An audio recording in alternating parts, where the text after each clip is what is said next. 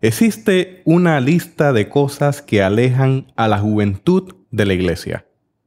La política, la falta de contenido espiritual profundo, la falta de contenido que se relacione con su cultura, una opinión muy negativa sobre ellos, una opinión excesivamente negativa sobre el mundo en general, no dar la bienvenida, el odio en las redes sociales, la falta de lo sagrado, que alguien sea quien realmente no es, y la falta de pasión. ¿Cuáles son los desafíos que enfrentamos con el Ministerio Juvenil? Teotecnología.com presenta Teobytes. Busque una taza de café, de té o de chocolate y siéntese a la mesa con nosotros porque este tema será de gran bendición a su vida y a la vida de su iglesia. Saludos y bendiciones, les habla Jesús Rodríguez Cortés y les doy la bienvenida a esta edición de Teobytes. Nos acompaña el reverendo Eliezer Ronda para dialogar sobre Ministerio Juvenil. Eliezer es pastor de la Iglesia Cristiana Discípulos de Cristo en Barrio Borinquen, Caguas, Puerto Rico. Como diría Goitía, el centro del mundo. Claro, ¿eh? Estudió en el Seminario Evangélico de Puerto Rico, donde culminó una maestría en divinidad. Actualmente es profesor invitado para dar clases de fundamentos de Ministerio Juvenil, liderazgo en el Ministerio de Jóvenes y la clase de interpretación bíblica en la Universidad Teológica del Caribe. Eliezer es conferenciante internacional y consultor en asuntos relacionados a la juventud. Es coautor de varios libros, entre los que se encuentran Consejos desde el Frente, Dios te invita a su aventura y Lecciones bíblicas creativas de los Reyes. También es director de especialidades juveniles en Puerto Rico. Pero sobre todas las cosas, Eliezer ama al Señor, le sirve al Señor también con mucha pasión. Eliezer es jovial, es una persona curiosa, comprometido y una persona que integra la cultura con su pastoral. Te doy la bienvenida a Teobytes. Gracias por el privilegio de tenerte aquí. Gracias Jesús por tenerme aquí. Para mí es una bendición. No dijiste que soy barbú. Hacía falta que dijera la de la barba. Bueno, ya la barba se ha convertido en un icono contigo. Sí.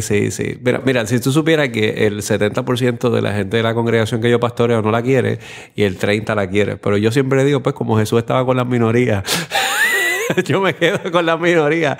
Y la mayoría, pues estamos ahí siendo parte del reino también. ¿Qué se va a hacer de ti el día que la dejes?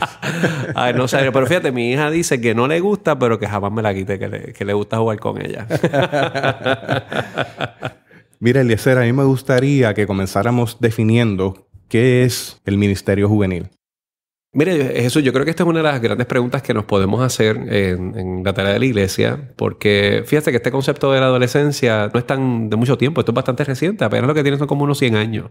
Y evidentemente, pues, cuando hablamos de la juventud, pues todavía existe ese debate de lo que es y por lo tanto la iglesia en particular, pues, debate cómo trabajar con esta población.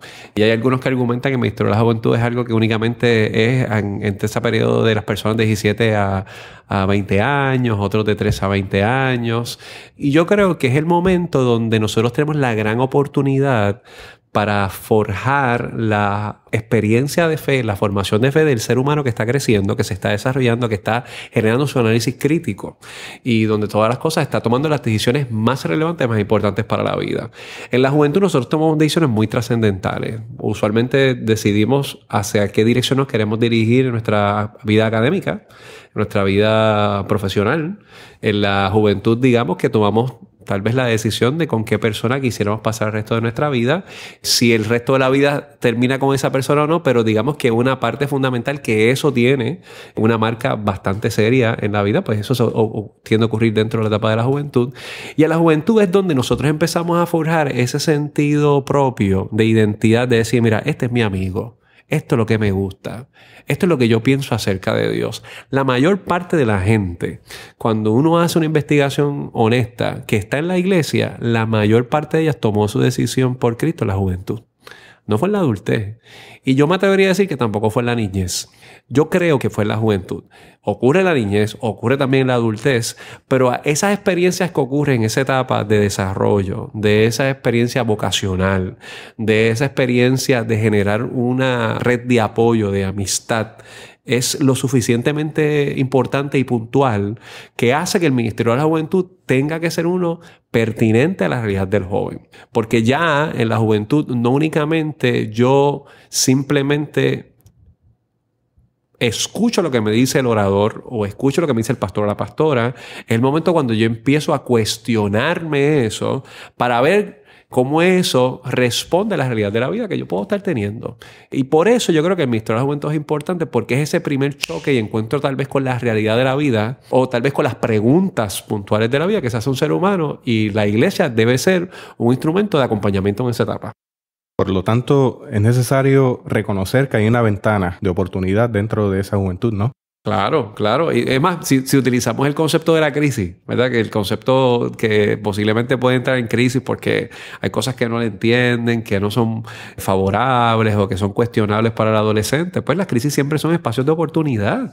Las crisis no son malas. Las crisis nos permiten a nosotros establecer cuán maduros nosotros somos para manejar un evento particular que nos presenta eso.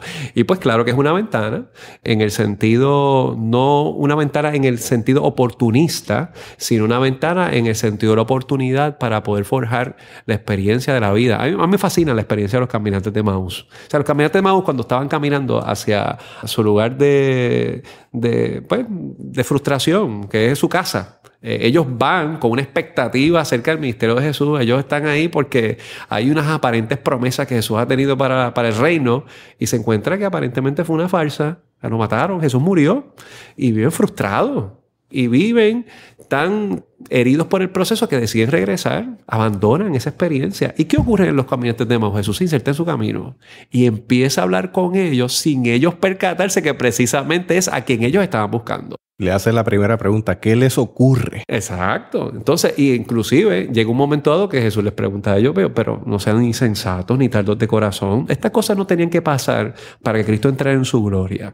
Es decir, el joven se encuentra que la vida es difícil. Hay gente que se muere en la adolescencia.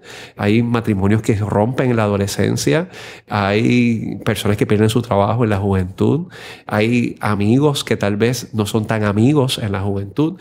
Y el escenario de los caminantes de Emaús a mí me gusta porque esas preguntas que no están escritas, pero que son unas que nos pueden llevar a nosotros a poder pensar qué ocurre en aquel que se encuentra con algo que no es lo que pensaba y lo que tenía idealizado que ocurriera y regresa frustrado. Jesús no cuestiona eso. ¿Y qué hace Jesús? Les pregunta, camina con ellos y conversa y les explica las escrituras en ese camino. De manera que cuando se hace de noche, ¿verdad? Cuando oscurece, ellos lo invitan. Y despierta una chispa. Exacto.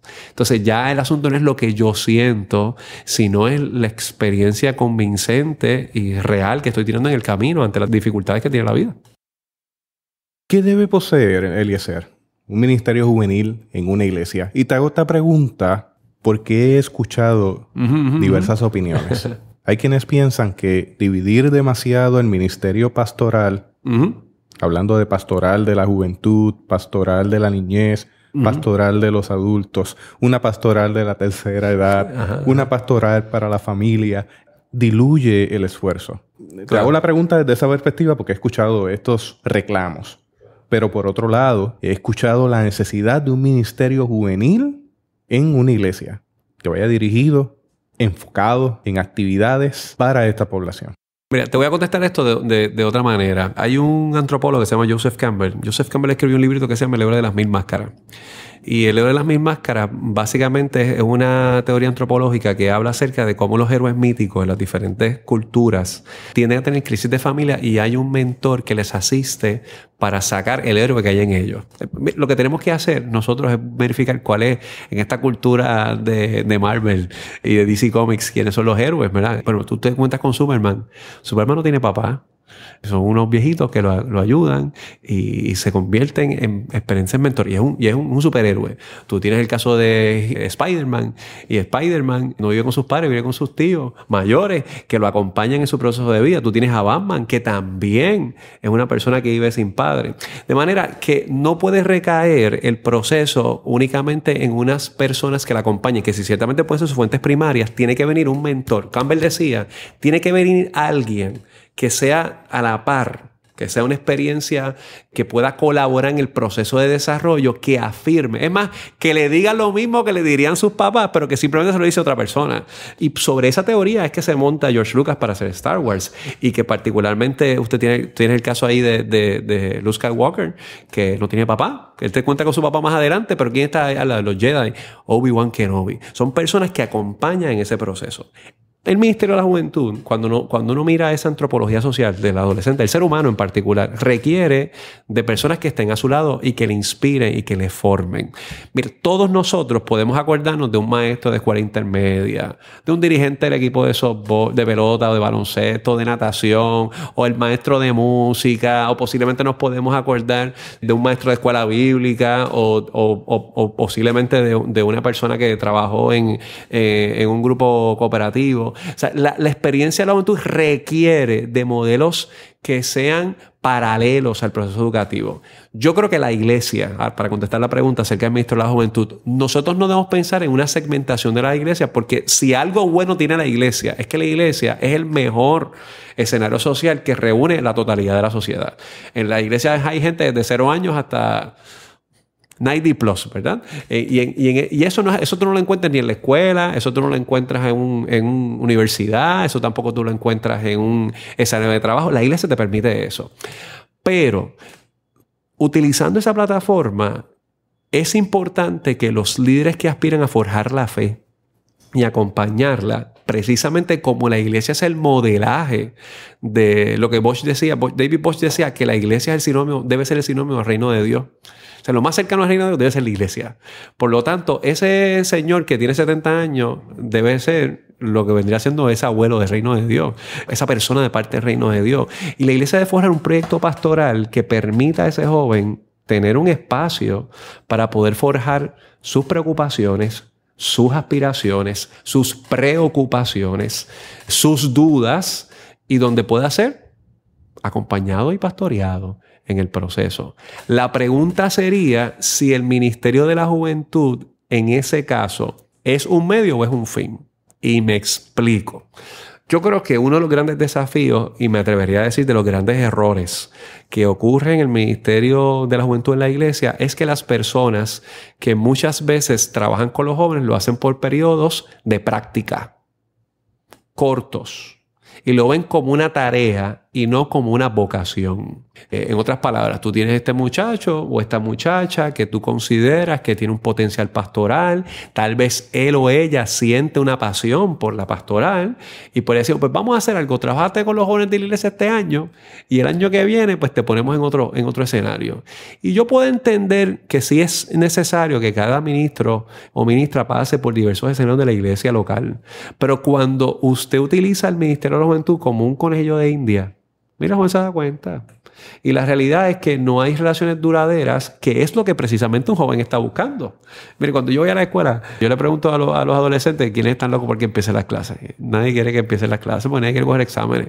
Pero cuando yo le pregunto quiénes están locos por encontrarse con sus panas de la escuela, con sus amigos de la escuela, con sus amigas de la escuela, con sus compinches de la escuela, todo el mundo levanta la mano. Porque si hay algo que al joven le gusta son las relaciones. O sea, el joven no tiene dinero, tiene amigos.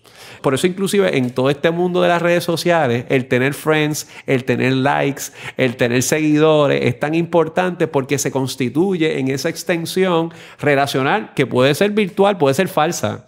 Yo no estoy diciendo que sea necesariamente siempre real, pero le da un sentido de pertenencia. Y al joven en esa etapa de la vida ya no vale tanto por el capital económico que tiene, tal vez quizás por las cosas que se pone, pero sí por la cantidad de amigos que tiene. Y eso es fundamental. Y aquí yo voy en un valor importante del Ministerio de la Juventud, es que las personas son más importantes que los programas.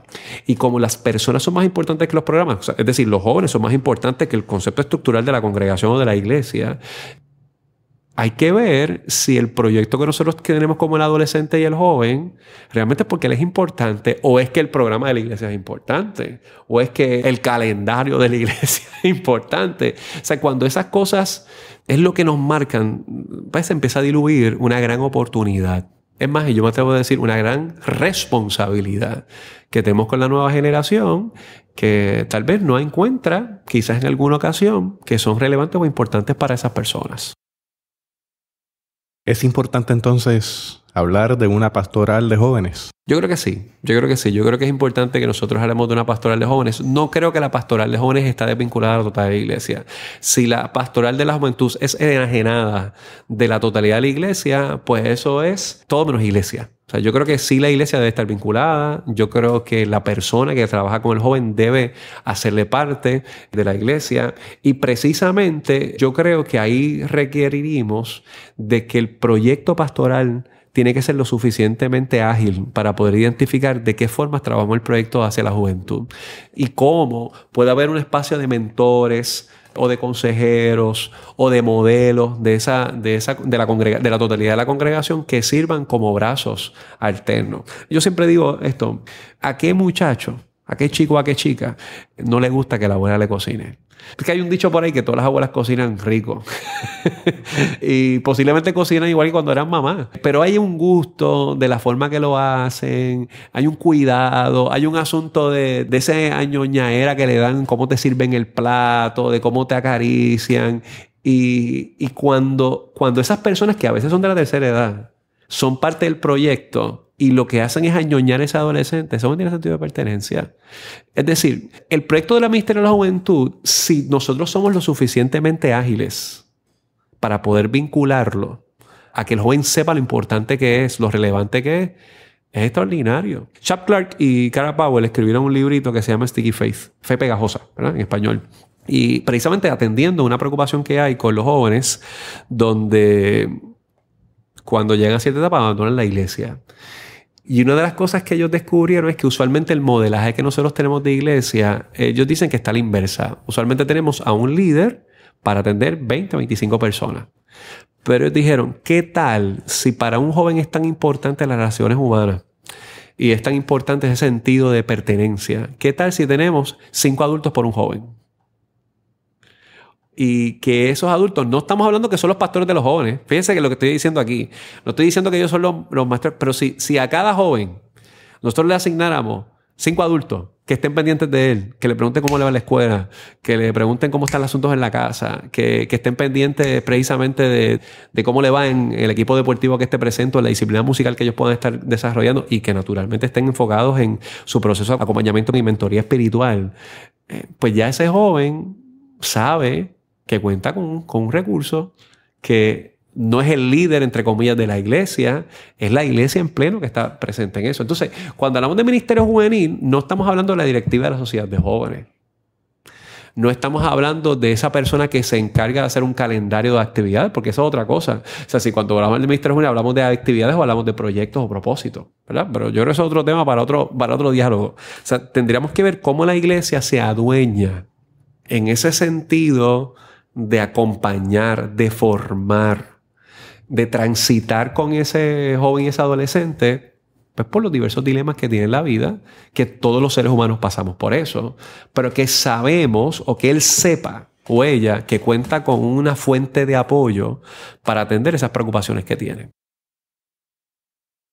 Yo quisiera que tú me relataras un poco sobre cómo tú has visto el desarrollo del ministerio juvenil en América Latina en general. Uh-huh. Has viajado bastante. Uh-huh. Veo a cada rato que estás en Texas o en Nicaragua, estás de repente en algún otro lado. Uh-huh. Y eso me habla de que tienes una exposición a América Latina y Estados Unidos. Es bien interesante, ¿verdad? La realidad es que cuando he estado en Estados Unidos, usualmente he estado con la iglesia hispana, que es un fenómeno bien particular, muy diferente a sus propios países. O sea, no es lo mismo estar en una congregación centroamericana en los Estados Unidos que estar con una congregación mexicana en México. Y pareciera que fuera redundante, pero hacemos el planteamiento porque hay muchos mexicanos que están fuera de su país natal o guatemalteco. Yo te diría que hay una peculiaridad que se ha ido desarrollando importante y que sí, me parece que hay una adaptación norteamericana, pero que hay una propia cultura particular que se da dentro del fenómeno latino.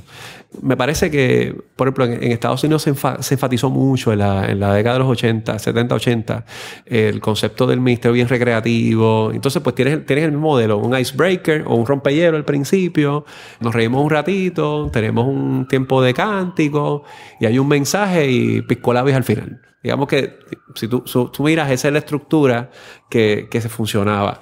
Y por mucho tiempo yo me atrevería a decir que la iglesia latinoamericana empezó a adoptar ese modelo.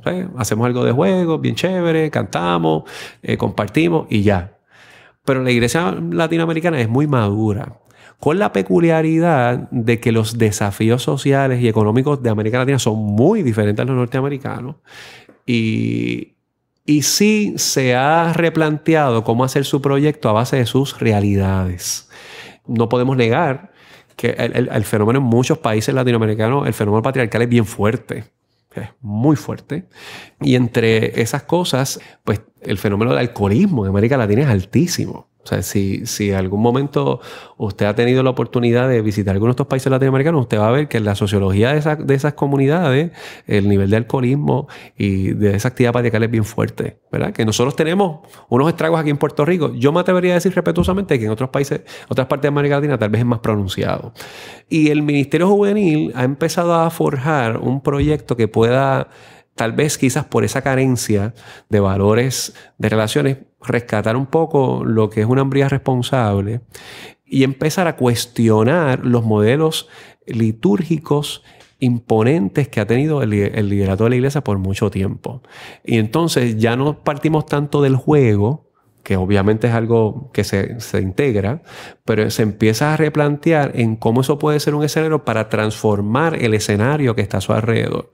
De manera que yo he visto en América Latina proyectos de jóvenes, de ministerios juveniles, con la intencionalidad de hacer unas modificaciones al entorno social y proyectos de propuesta de trabajo.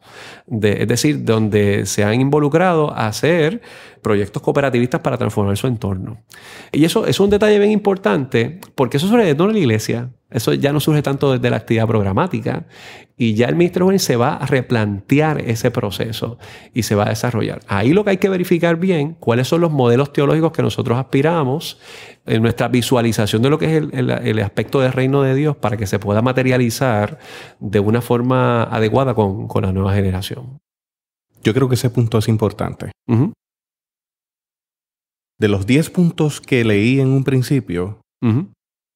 una de las cosas que provoca que nuestra juventud abandone nuestras comunidades de fe Uh-huh.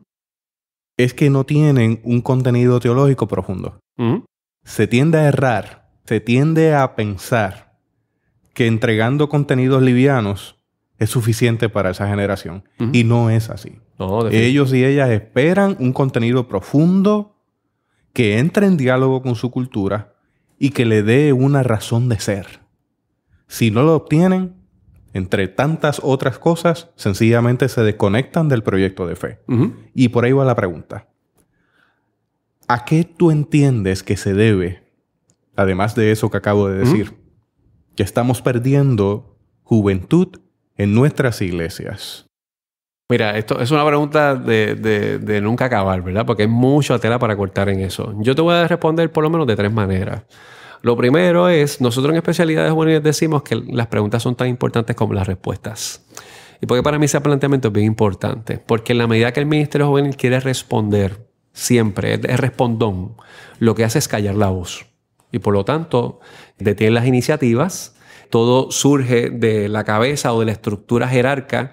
Y el joven, pues simplemente tú te atienes a lo que yo te voy a decir y tú te sujetas y tú te sometes a lo que yo voy a decir. Y por lo tanto, pues el joven dice, mira, no tengo nada que hacer aquí porque yo tengo preguntas para hacer, tengo cosas que no me hacen sentido y simplemente me quieren responder unas cosas, pero no me permiten poder preguntar. Las preguntas son muy importantes en ese caso. 2, las causas justas. Mire, los jóvenes tienen un deseo genuino y fuerte de que exista un panorama que sea justo.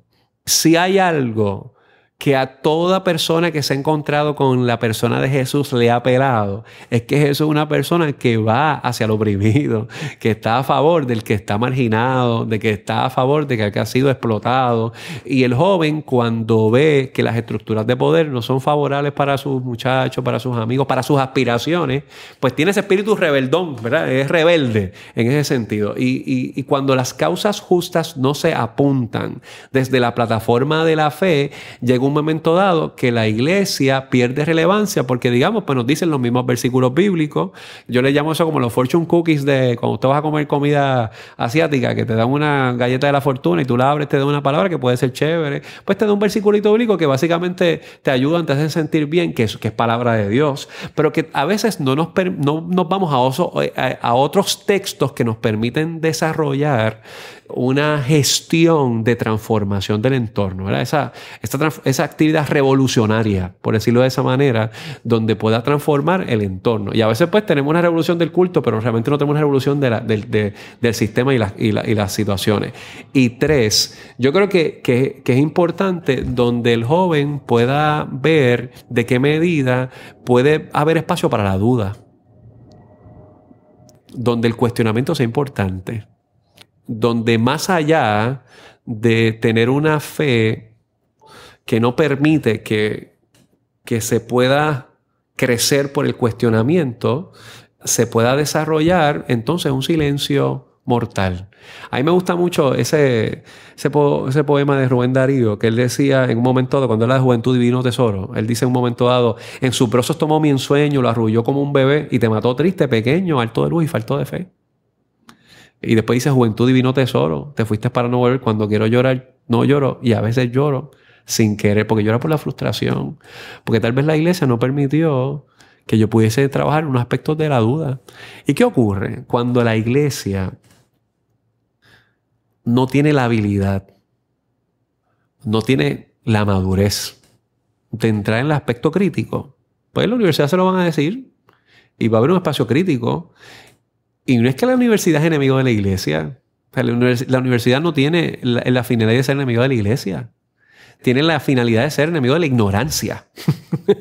Entonces, cuando la iglesia se percibe a sí misma, el joven la percibe como ignorante, porque no tiene la capacidad de poder entrar en los cuestionamientos de mi vida, pues la fe deja de ser relevante. Ocurre con lo que pasa con los caminantes de Emaús. No hay una persona diestra como fue la persona de Jesús, que es lo que es contrario a lo que ellos pensaban, pero se insertó en sus frustraciones, se insertó en sus preguntas, caminó y le reinterpretó las escrituras, que ellos no tienen un encuentro que ellos dicen: no ardía nuestro corazón mientras nos hablaba las escrituras. Entonces yo creo que ese detalle es importante que lo podamos trabajar. Y ese Jesús que se inserta en la conversación, ese Jesús que sufrió, claro, que lloró, que se vio quebrantado, al punto de decir: hasta aquí, pero que no sea mi voluntad, que sea la tuya. Y en ese sentido, nuestra juventud tiene un detector de mentiras. Si le mostramos a nuestra juventud una falsa imagen de santidad, al punto de que no mostramos nuestras emociones y un sentido de invulnerabilidad, eso es para ellos y para ellas falsedad. Tú eres pastor. Y a la figura pastoral le cae una imagen y una carga muy fuerte de que tiene que mantenerse fuera de emociones. Pero ellos lo saben. Que tú también sufres, que lloras, que yo también como líder lloro, sufro. Y en la medida en que puedan identificarse con esta persona que en vez de tener una fe invulnerable, tiene en ocasiones su crisis de fe y sus alturas de fe, igual que ellos, pues el pretender que eso no es así, les aleja.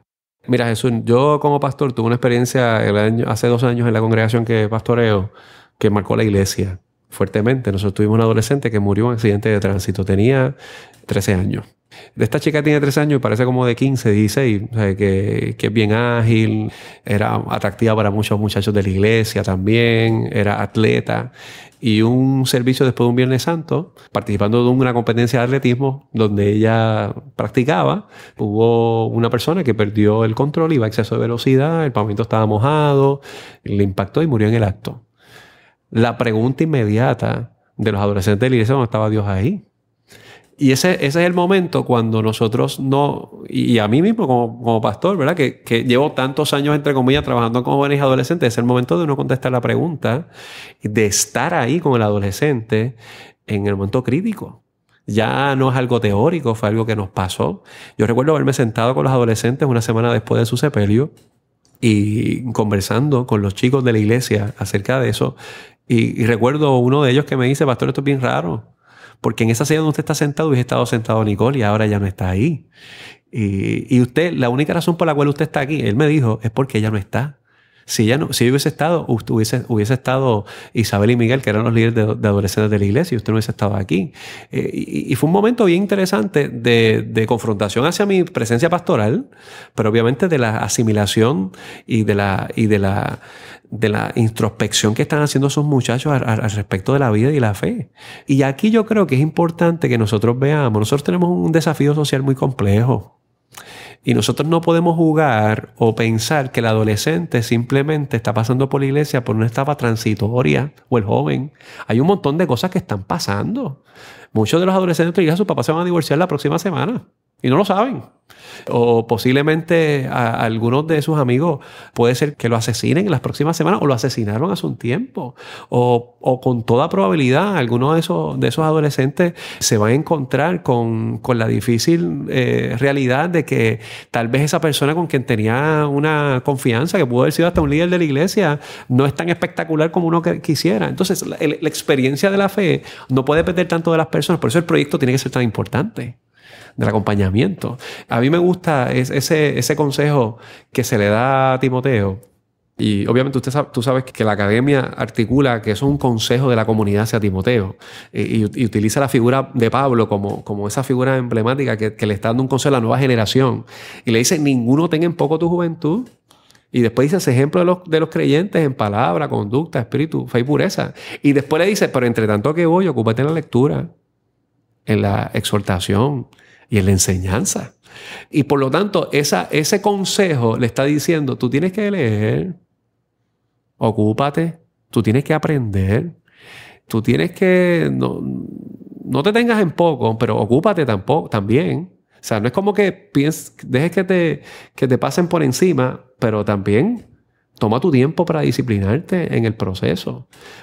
Y yo creo que hay una gran dificultad porque me parece que nosotros vivimos una crisis de lectura, ¿verdad? Yo le decía a la iglesia hace un tiempo que no es que la gente no lee la Biblia, es que la gente no lee nada. O sea, hay gente que no lee ni la prensa, no lee ningún libro y por lo tanto se encuentran improvisando la vida. Y nosotros tenemos una generación que es la descendencia de muchas personas que no leen nada, pero ellos tienen el deseo de aprender. Tienen el deseo de saber.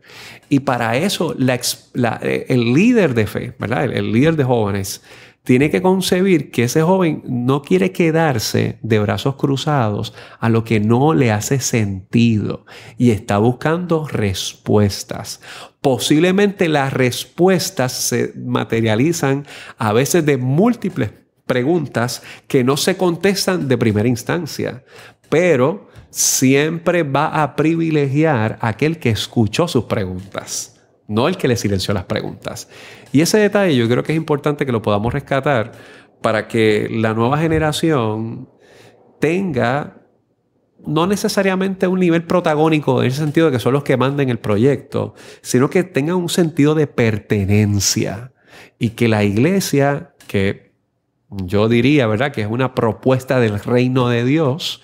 Pablo decía a los romanos, pues el reino de Dios no consiste en comida ni en bebida, sino en justicia, en paz y gozo en el Espíritu Santo. Entonces, pues uno tiene que leer eso, al contrario. Pues si habla de justicia, pues hay cosas injustas. Si habla de gozo, pues hay tristeza. Si hay paz, hay pelea, hay discusión, hay guerra. Y el joven está buscando eso en la propuesta del reino de Dios. Eliezer, me estabas comentando sobre un concepto sobre nómadas, exiliados, pródigos, y ahí me gustaría que abundaras sobre eso. Mira, hace varios añitos atrás, David Kinnaman, que uno de los líderes de Barna Group, articuló un estudio fundamentado en por qué muchos jóvenes abandonan la iglesia, ¿verdad? Sabemos que hay una población que usualmente a los 18, a los 25 años, algunos aluden de los 18 a los 35, pues llega una etapa que deciden abandonar la iglesia. Y estamos hablando de un porcentaje bastante pronunciado, 59% del joven norteamericano hace eso. Y yo me atrevería a pensar que a veces por efectos culturales se van, ¿verdad? Porque si usted posiblemente es pastor o la congregación suya está en un sector donde no hay universidades cercanas, pues posiblemente durante el periodo de estudio de esa persona en la universidad, pues por razones evidentes se va a mover del lugar. No necesariamente abandona la iglesia, pero abandona ese círculo y eso pues impacta de alguna manera la forma que se hace ministerio en ese lugar. Pero ante todas las cosas también ocurre cuando se desarrolla ese fenómeno de frustración o de dificultad donde ese joven no se siente que puede ser parte. Kierkegaard agrupa estos sectores en tres y él le llama los exiliados, los nómadas y los pródigos. Y cuando hablamos específicamente acerca de los nómadas, él habla acerca de ese grupo de jóvenes que tienen un trasfondo cristiano y que han decidido abandonar la iglesia, la actividad en la iglesia, aunque ellos todavía se consideran cristianos. Así que básicamente son como un nómada, ¿verdad? Los nómadas son personas que están buscando un lugar en donde vivir. Así que ellos, tal vez el fenómeno de la iglesia local donde pertenecen ya no les apela, tal vez no les responde a su realidad. Todavía se consideran cristianos, no han abandonado la fe, pero de alguna forma no se ven en esa congregación en particular y tal vez no han encontrado un lugar donde pueden encontrarse. Él le llama a los exiliados a ese grupo de jóvenes de 18 a 29 años prácticamente que todavía se ven también dentro de la iglesia, pero se encuentran estancados entre la cultura y la iglesia. O sea, hay aspectos de la cultura que le hacen más sentido que lo que ocurre en la iglesia. Hay espacios que hay en la cultura que le hace más sentido al ministerio de Jesús, que no se ve materializado en la iglesia. Dan Kimball escribe un librito que se llama They Like Jesus but Not the Church, ¿verdad? Que quiere decir ellos les gusta Jesús pero no les gusta la iglesia. Y en ese librito ellos argumentan que muchas veces los jóvenes en este entorno pues usualmente tienen una dificultad porque tal vez la iglesia se ve como una religión organizada que te dicen por quién votar, hay una agenda política. Y cuando en la iglesia al joven le dicen por qué tienes que votar, pues yo no quiero ir ahí. Yo no voy a ir a un lugar para que me digan por qué yo tengo que votar. Yo quiero que me hagan pensar, pero no quiero que me digan por qué tengo que votar. O que la iglesia es juzgadora y que es negativa. Si yo me pongo esta ropa, pues me van a juzgar. O es negativa por cualquier propuesta que yo voy a hacer. O que la iglesia está dominada por hombres, pero está compuesta mayormente por mujeres. Ellos ven eso. Que la iglesia es homofóbica, que dice que ama al homosexual, aborrece su pecado, pero que mentira, que lo que hace es que se burla del homosexual. Y los jóvenes están en ese proceso de preguntarse por qué estas cosas ocurren dentro de la actividad de la iglesia, que la iglesia es arrogante diciendo que los demás estén equivocados y ellos tienen la razón. Cuando ese fenómeno de prepotencia es percibido por el joven no se encuentra. O que la iglesia está lleno de fundamentalistas que toman la Biblia de manera literal y que no podemos ver la Biblia desde una plataforma de poder dialogar en torno a otros textos también y ver de qué manera eso puede responder. Cuando esas cosas ocurren, pues muchos se sienten exiliados. Y ocurre lo que también Kierkegaard dice, que son los pródigos. Y los pródigos, él dice, son, mira, los que se fueron de la iglesia y abandonaron la fe. O sea, eso le pidieron al papá el dinero y se fueron y lo gastaron. Y es posible que regresen, pero saben que su hermano mayor no quiere que ellos regresen. Entonces, desde esa dinámica hay un fenómeno interesante, ¿verdad? Esto es un buen librito, usted puede leer, se llama In Grace You Lost Me, en español se llama Me Perdieron. Y creo que presenta unos conceptos bastante buenos que pueden ayudar a poder comprender ese fenómeno, ¿verdad? No quiere decir que todo lo que esté en ese libro es la tesis completa, pero me parece que es un trabajo bien hecho que pueda apuntar a unos fenómenos. Fíjate interesante eso. Yo no he tocado aquí el tema tecnológico ni el tema recreativo aquí, que para mí es importante. Pero muchas veces pensamos que el Ministerio Juvenil es tener una página de Facebook, tener un Twitter, tener un Snapchat y ser cool. Y el joven eso le gusta. Pues claro, porque es parte de su dinámica. Pero el joven sabe que la vida es más que eso. O sea, tampoco... O sea, para mí es importante que estés conectado. O sea, para mí es una herramienta extraordinaria y puntual, ¿verdad? Porque eso nos permite relacionarnos en múltiples foros. Pero El joven no está tan necesitado de que tú tengas esto para ser pertinente para mí. Yo creo que eso me ayuda, yo puedo relacionarme y quizás puede ser, aquí en Puerto Rico decimos charritos, ¿verdad? Como que obsoletos o medios anticuados, pero más bien lo que está buscando es una experiencia relacional genuina y que tenga contenido en ese sentido. Y no hablo acerca de los juegos porque los juegos es importante, pero cuando la iglesia depende de juegos, o depende de un Snapchat, o depende de un tweet, o depende de la actividad que podamos publicar en las fotos y en los videos, que para mí es importantísimo, pero si dependemos de eso, mira, al joven no le importa eso. La realidad, no les importa, porque eso lo encuentra en otro lugar. La iglesia tiene algo que ofrecer y tiene que ofrecer a Cristo. En una frase idiomática nuestra, eso es un chihichijá. Claro. Se convierte en un día de juegos y más nada. Y yo creo que estás dando en el clavo. Nuestra impresión en ocasiones es que los materiales livianos y diluidos son lo correcto y vamos a mantenerlos entretenidos para que estén en la iglesia y no estén haciendo otras cosas. Pero es más que eso. Es considerar, como muy bien tú dijiste, el asunto de la política. El asunto de que el contenido espiritual que le entregamos sea profundo, no algo liviano.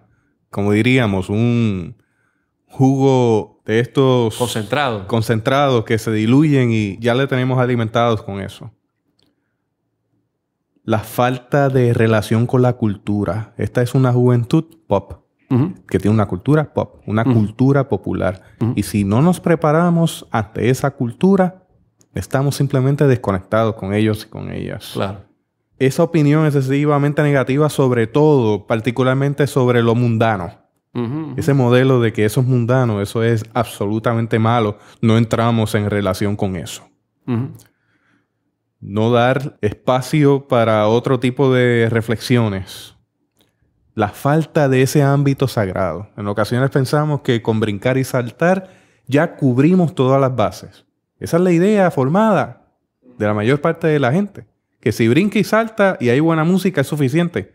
Mire, el ámbito de lo sagrado no lo podemos abandonar. Lo genuino. La pasión. Es algo absolutamente necesario para esta generación. Si estamos hablando de acompañarles y ser pertinentes a su forma de vida y al tiempo que le ha tocado vivir. Mira, el Ministerio de la Juventud y el joven, pues obviamente pues cada uno es un mundo, es complejo. Yo sé que... Yo le digo a mis estudiantes cuando les doy clases, mi meta aquí es darle el dolor de cabeza. Dañarle el estómago. Para cuando ustedes lleguen a su iglesia, digo, dime, ¿cómo puedo hacer esto? Y que se rasquen la cabeza, ¿cómo lo podemos hacer? Porque la realidad es que no hay una forma de hacer esto. O sea, no hay una clave. Ahora, sí hay fundamentos importantes que tenemos que considerar. Y poco a poco, si realmente nosotros amamos a los jóvenes, nosotros vamos a conocerlos. A mí me fascina una frase de la película de Forrest Gump, que es una película viejísima, ¿verdad? Del 95. Forrest Gump, si ustedes vieron esa película, él estaba enamorado locamente de esta muchacha que se llama Jenny. Y esta muchacha le dio una mala vida a Forrest, una pésima vida. Ella se aprovechó de él. Bueno, se fue con otro, utilizó su dinero. Y en un momento Forrest se da cuenta, cuando ella regresa, que ella como que no lo está tomando en serio, y él le dice a ella, I'm maybe not so smart, but I know what love is. Yo no sé, tal vez no soy muy inteligente, pero yo sé lo que es el amor. Así que el joven no está tratando de pensar, yo creo que tenemos que ser inteligentes, pero no es que está tratando de que tú seas más inteligente de lo que eres, pero que los ames. Y que eso te permita a querer profundizar y a aprender más. Cuando eso ocurre, el joven sabe que la iglesia es un lugar de refugio. Nosotros vivimos en Puerto Rico, ¿verdad? Y Puerto Rico está en una zona tropical. Y siempre en la temporada del verano hasta principios del invierno ocurre lo que se llama la temporada nacional de huracanes. Y los huracanes tienen viento sostenido y ráfagas de viento, ¿verdad? ¿Y qué pasa cuando hay un huracán? Hay unos lugares que hay que llevarlos a los muchachos a los refugios, a las personas que viven en sectores que están en alto riesgo. Los refugios no son cómodos, pero son seguros. La iglesia a veces va a ser incómoda, pero tiene que ser un lugar de seguridad. Y el joven, nosotros tenemos que llevarlo a que se incomode en su reflexión, pero que sepa que este es un lugar seguro donde él puede preguntar, donde él se puede expresar, donde él puede debatir. Que aunque el escenario a veces sea incómodo, ¿sabes? Sea complicadito, estamos seguros. Porque este es el reino de Dios. El reino de Dios no se reserva el derecho de admisión. Ahí caemos todos. Y con toda la complejidad que esa expresión acarree, para que podamos ser una comunidad donde verdaderamente podamos decir, yo soy parte. La iglesia es el cuerpo de Cristo. Y en ese cuerpo de Cristo yo me veo reflejado. Me veo en las manos horadadas que están heridas, sangrientas, o tal vez las manos horadadas que ya están sanas. Me veo en esa corona de espinas incrustadas en la cabeza, que a veces carcomen mis pensamientos. Me veo también esa mirada compasiva. Me veo en ese costado abierto. O sea, el cuerpo de Cristo tiene que verse desde sus heridas y desde esas roturas. Pero sigue siendo el cuerpo de Cristo, que el lugar es incómodo, pero en el Señor, ¿verdad? El Señor es nuestra fortaleza, de quien temeré. O sea que la iglesia debe forjar un espacio donde hay un sentido donde yo diga, está soplando fuerte afuera, los vientos están a punto de tumbar la casa, estoy en un refugio. Tal vez tengo que estar aquí con alguien que piensa diferente a mí y que tiene unas costumbres peculiares, pero aquí no me va a pasar nada. Esa debe ser la iglesia. Y el joven debe sentirse así. Si nosotros aprendiéramos ese principio de nuestra realidad, de cómo trabajamos el proyecto de la iglesia, de ese escenario huracanado y complejo, amenazante que vive el joven y el ser humano en particular, el joven, la próxima vez que venga la policía o la defensa civil, la agencia de manejo de emergencia, a buscarlo cuando viene el viento huracano, dice, yo voy para el refugio. Porque a veces quizás la comida no es la mejor, pero estoy seguro. Y puedo conversar. Puedo ser aceptado. Y aunque pueda pasar algo afuera, yo sé que a mí no me va a pasar nada. Eso es lo importante que tiene que ser la iglesia para el joven. Eliezer, ¿qué recomendaciones tú puedes dar para un ministerio efectivo a la juventud del día de hoy? Bueno, mira, varias cositas importantes. Yo obviamente creo que el joven tiene que ser protagónico en esto. Hay que darle voz a ellos. Creo que tienen que haber adultos involucrados en el ministerio juvenil. Y cuando me refiero a adultos involucrados en el ministerio de jóvenes, yo creo que tenemos que hacer un grupo multidisciplinario donde los jóvenes tengan su parte, tengan su contribución, pero pueden haber personas que les acompañen y que sirvan de experiencia de mentores para ellos. Nosotros en especialidades juveniles decimos que los jóvenes no son vasos que se llenan, son fuegos que se encienden. Si nosotros podamos mirar al joven no como un recipiente, sino como un gestor del proyecto. Paulo Freire hablaba de la educación bancaria, ¿verdad? Que tú le tirabas a la gente el conocimiento y que él lo recibía y no hacía nada con eso. Pues la iglesia también tiene que romper con eso. Y no puede ser un vaso que se llena. Tiene que ser un fuego, mira, que tú le enciendes, ¿verdad? Aviva el fuego del don de Dios que está en ti. Dios nos ha dado espíritu de cobardía, sino de poder, de amor, de dominio propio. Ese consejo que se le da a Timoteo es fundamental que se lo demos a la juventud. 3, la iglesia debe tener un espacio donde el joven pueda generar propuestas de transformación. Y me explico. Hay veces que nosotros le decimos al joven lo que tiene que hacer, pero no le preguntamos lo que puede hacerse y permitir que ellos comanden el proyecto. Los jóvenes están listos para servir ayer. No mañana. O sea, hay tantas cosas que pueden hacer. Y como el joven tiene un gran deseo por las causas justas, o sea, la mayor parte de la juventud, para no pegar de ser demasiado idealista, la mayor parte de la juventud desea que el mundo sea mejor, sea justo. Desea desde lo más sencillito de que esa pared que está despintada se pinte en la comunidad, de que la grama se corte y de que podamos darle comida a los que no tienen comida. Pues permitamos que hagamos eso. No pongamos tanto peligro. Mira, puede pasar algo, ten cuidado, tengo preocupación de lo que pueda ocurrir. Seamos proactivos para que eso ocurra. Si el joven puede verse ya ahora no como el recipiente, sino como el gestor, como una parte fundamental del proyecto de transformación, pues ya la iglesia no es meramente un lugar de seguridad. La iglesia es un lugar donde cree en mí. La iglesia es un lugar de afirmación y de proyección. Y eso es importante que nosotros lo podamos forjar para que se materialice lo importante. A mí me gusta el consejo que se le da a Josué, ¿verdad? A Josué se le dice, mira que te mando que te esfuerces y seas valiente, no temas ni desmayes porque Jehová tu Dios estará contigo donde quiera que tú vayas. Pero ¿qué dice el versículo que le antecede? El versículo 8. Nunca se aparte de tu boca este libro de la ley, sino que meditarás en él de día y de noche, entonces harás prosperar tu camino y todo te saldrá bien. En otras palabras, cuando reflexionamos juntos sobre lo que es la palabra de Dios, ese misterio de Dios, pues mete mano y esfuérzate. Si a fin de cuentas los proyectos están fundamentados en la reflexión, no en la pasión, como decía Pablo, la pasión desordenada. Está en la pasión ordenada y yo diría sintonizada con el corazón de Dios. Y eso es fundamental. Nunca se apartará de tu boca este libro de la ley, sino que de día y de noche meditarás en él, para que guardes y hagas conforme a todo lo que en él está escrito, porque entonces harás prosperar tu camino y todo te saldrá bien. Eso lo dice en Josué 1:8. Eso que tú dices me recuerda en el momento en que yo llego a la iglesia. Cuando yo llego a la iglesia, yo era del bando de los metálicos. Ahí tengo un mental picture ahora, sí, curioso. Sí. Entonces yo llegué con esa imagen. Uno vestía mayormente de negro, los pantalones y las camisas, y había un estilo de pelo que en aquel momento yo, aunque no me queda mucho pelo, en aquel momento yo tenía el pelo rizado y lo tenía con un tratamiento que me lo había permitido crecer más o menos como hasta los hombros. Eso es el equivalente a un joven que llega hoy a la iglesia con tatuajes, con sus aretes, con su forma de vestir, con su forma de cultura. Y yo pienso en eso también, que en aquella época, si a mí se me hubiese juzgado de la manera en que yo llegué a la iglesia, no se me hubiese dado el lugar. Sin embargo, el liderato que estuvo a mi alrededor me permitió empezar a trabajar en diversos ámbitos de la iglesia.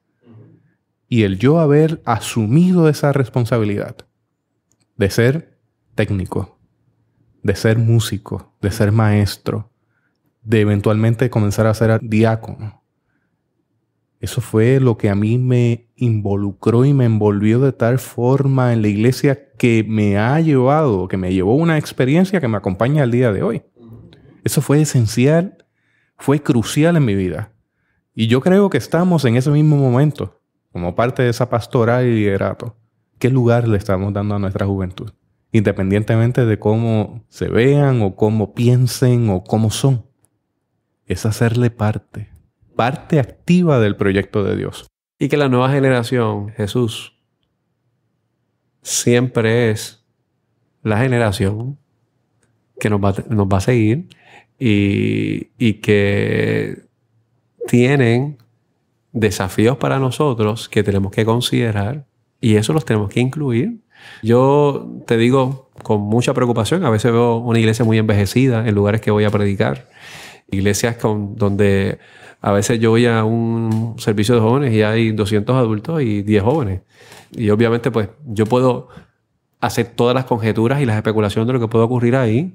No me consta que esas cosas estén ocurriendo, pero algo a simple vista no parece que se está materializando. Y yo sí creo que a veces nos hemos entretenido mucho en querer hacer las cosas correctas, entre comillas, por querer responder a esa generación previa, que hemos perdido una gran oportunidad de poder servir, involucrar, hacer parte, transformar y dejarnos ser desafiados por la nueva generación. ¿Qué fue lo que dijo Jesús? El sermón del monte muchas veces. ¿Oíste qué fue dicho? Mas yo os digo. O sea, esa expresión, mira, aprendimos esto. Esta es la propuesta del reino. La nueva generación siempre dice, mira, sí se dijo esto, pero yo creo que podemos hacer esto. Eso es palabra de Dios. Eso es logo, ¿verdad? Eso es la palabra de Dios encarnada en el corazón de la nueva generación, siempre y cuando nos riña con los principios y valores del reino. Pero cuando un joven te dice, yo escuché esto, pero yo te digo que esto yo creo que es lo que hace falta que hagamos en este momento. Yo escucho a Jesús en el sermón del monte.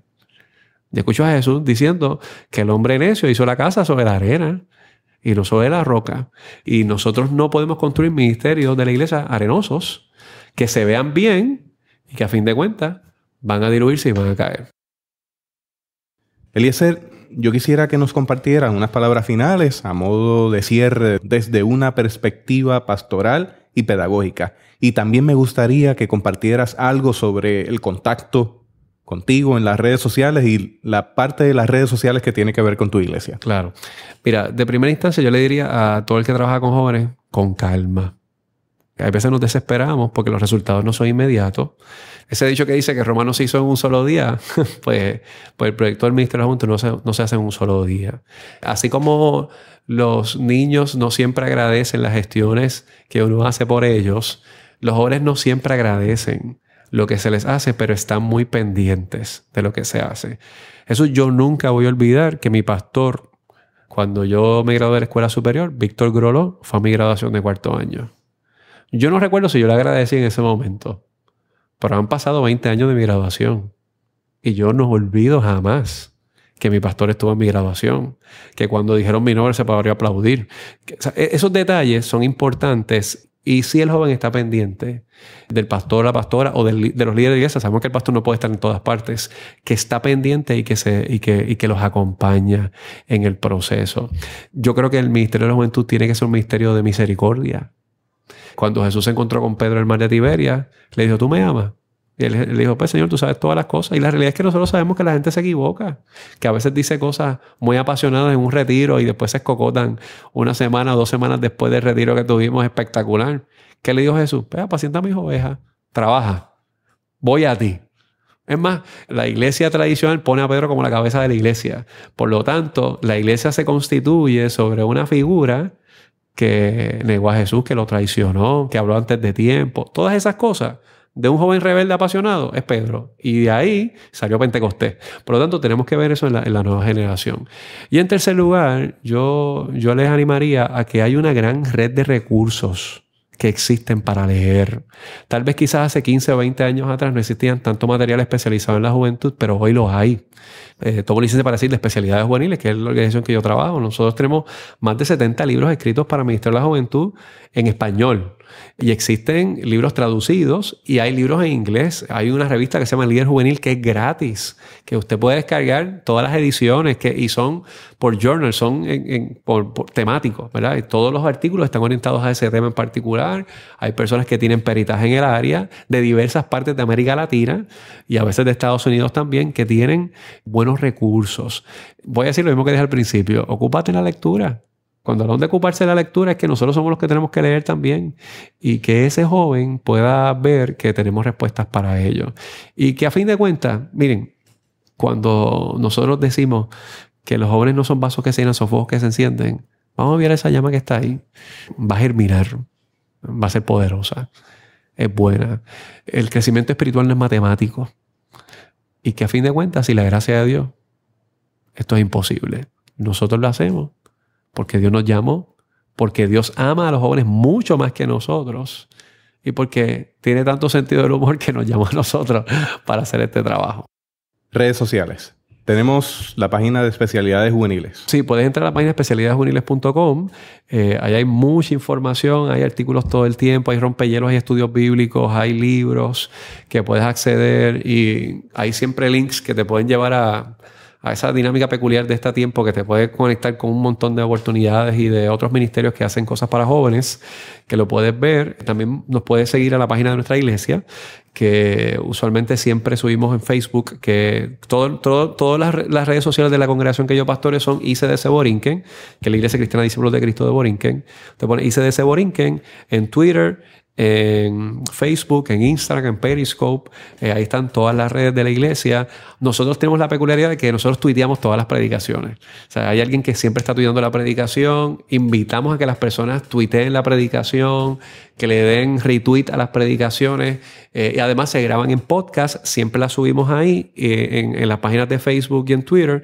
Pero también la puedes ver directamente si tienes un servicio de podcast como este. Pones ICDC Borinquen y puedes ver toda la serie. Nosotros publicamos las predicaciones dominicales y los estudios bíblicos de la semana.